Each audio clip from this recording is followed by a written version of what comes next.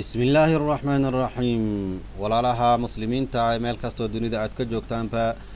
الهلال حرب الحروب daawo dhireedka ayaa waxay idin soo bandhigaysaa daawooyin aad u muhiim ah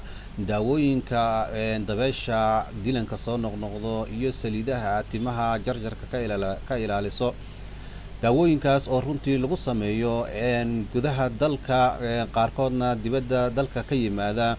saliidaha aad arkaysaan waxay daawo u yihiin timaha jajabayo iyo sixirka madaxa gala qofka madaxa xanuujiya wareerka iyo hilmaanka farada badan mashiintaas aad arkaysaan halka idin kaga muuqato waxaa lagu soo saaraa daawooyin aad tayo u leh oo original ah hadday tahay xabad sooda hadday tahay daawooyinkaas kale oo saliidaha ka samaysan